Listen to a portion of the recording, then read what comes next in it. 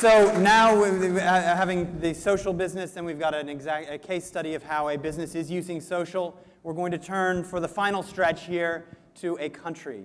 One of the most important countries in Asia economically, one of the most interesting in terms of social media. China has, of course, been spoken about throughout the day, but the remainder of the day is now going to be China-focused, so prepare yourselves for China. Of course, with each of these focus topics, we start out with a 6-minute blast of research. And for that, we're very pleased to have Sam Fleming here from CiC, which is a listening. We heard a lot about listening. It's a listening company. They do a lot of listening in social media. And Sam has been involved in social media for a tremendously long time in China. So without further ado, Sam Fleming from CiC on China social media.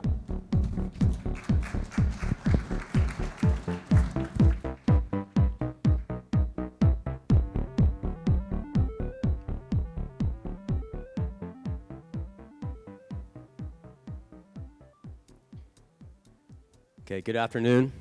We're in the home stretch. So just about 26 minutes until it's over. So stick with me. I think it's going to be interesting.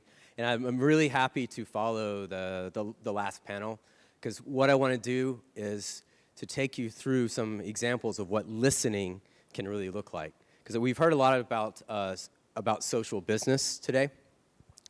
And what we try to do is take all the chatter that's on Chinese social media and turn that into intelligence and apply that intelligence across the different parts of the organization, which is, I think, is the definition of social business.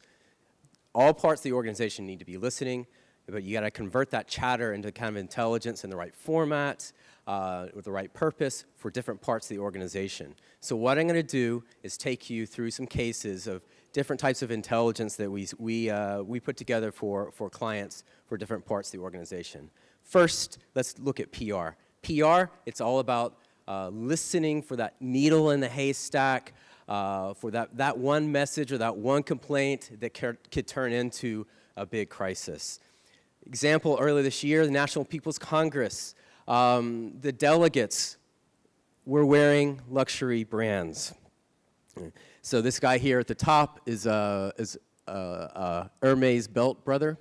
And this person Weibo Yang tweeted all of these pictures of the National People's Congress delegates wearing the luxury brands, listed which brand they're wearing and how much it cost.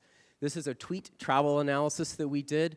We can see every circle is a different wave of retweets. The names that we pulled out there, those are the people who have the most followers. Those are their key opinion leaders. So if you want to begin to manage this crisis, if you're one of these brands, you can actually reach out to those guys, because they're the ones that are really moving this crisis along.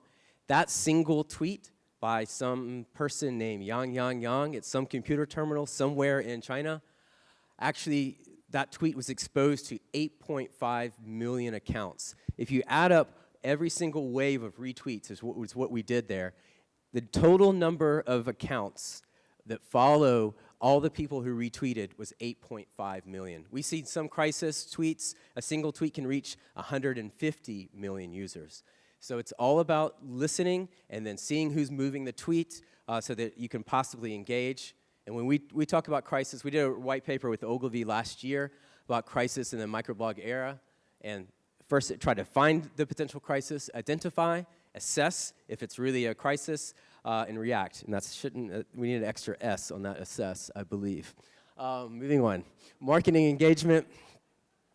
Show you some examples of taking the intelligence and turning it into to inform smarter or more creative intelligence. During the Olympics, the key was fast, funny spoofing. Mr. Bean, he was surfing his mobile phone during the open ceremony. Jiayuan, which is a dating site in China, they said that Mr. Bean was actually on Jiayuan surfing, looking for hot Chinese girls to find a date. Okay, was this on? Is this a brand appropriate? IP, I don't know these issues, but they tweeted this. They tweeted it fast. It was funny. It got spread. But you know what?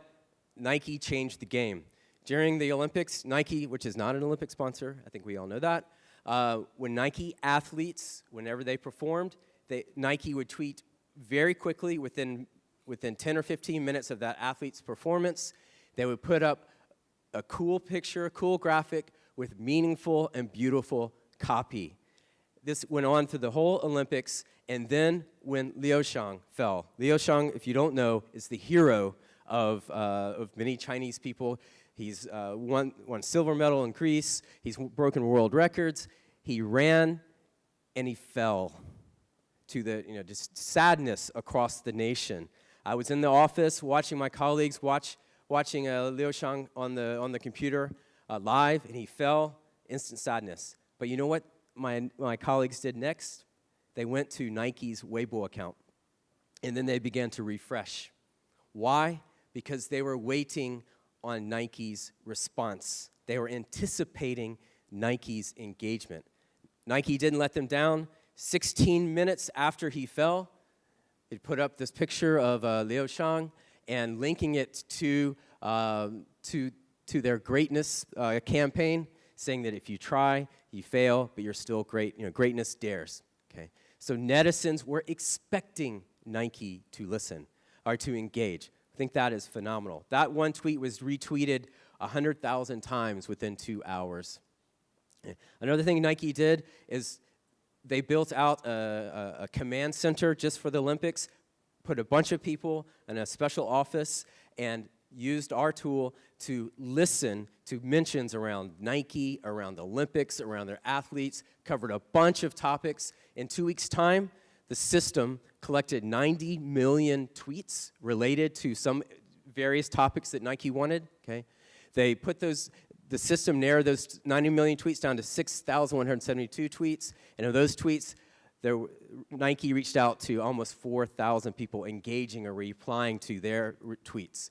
So, oh, by the way, talking about Twitter versus Weibo, Twitter, there are 10 million tweets during the opening ceremony. On Weibo, there's 119 million tweets about the opening ceremony. So managing a listening center on Weibo it's a lot of data out there. Okay. I'm already out of time, so I'm going to speed up a little bit. Market research, social media intelligence for market research. Beautiful thing is it's the world's largest focus group.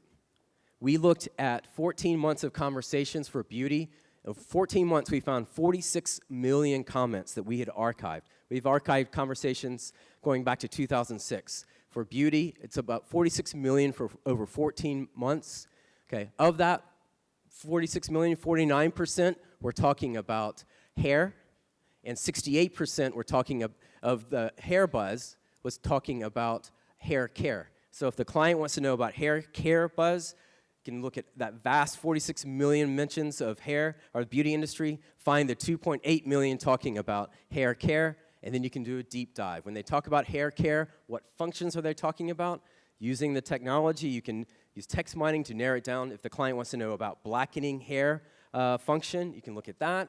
Break that down further and find out 84% of all blackening hair conversations are talking about efficacy. When they talk about efficacy, what are they talking about? They're talking about hair nourishing. Break that down further to verbatims.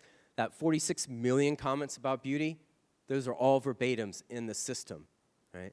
So this can be very, very valuable intelligence for product development. Okay. In social CRM, it's the quality of your fans. You can talk about the number of fans that you have on Weibo, but the quality is also critical. Here we did an analysis of different brands' Weibo accounts, the number of followers of your fans. So you can see that most brands have most of their followers have very few fans.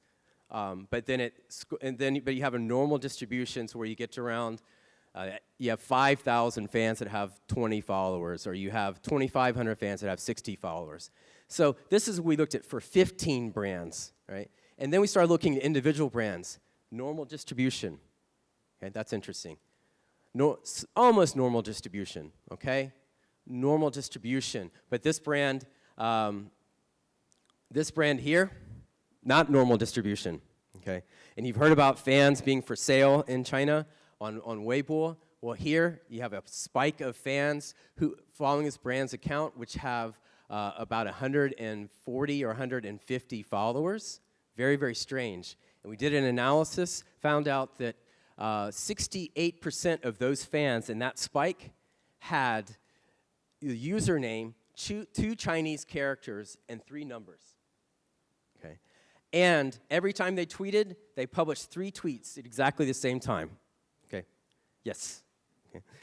So it's about the quality of your fans as well. Okay. Final example. Ellen bought a Toyota. She went to social media. She posted a message wanting people to join her in a group purchase. 55 people joined that conversation. And she organized this group purchase herself, and one Toyota dealer sold 55 cars in just 2 weeks' time. This is in 2008, way before Groupon. So we see that this kind of intelligence, it also can drive sales as well. Okay. And the final slide. I think the challenge in the listening center we saw with Nestle is you have lots of conversations. You need to map it across the organization. Okay. And now it's being done. It's what we do. It's on a daily basis. It's on a monthly basis, on a quarterly basis, and more you see people doing it in a command center, just like Nestle, on a real-time basis. And that is all. Okay, Thank great. you. Thank you so much, Sam.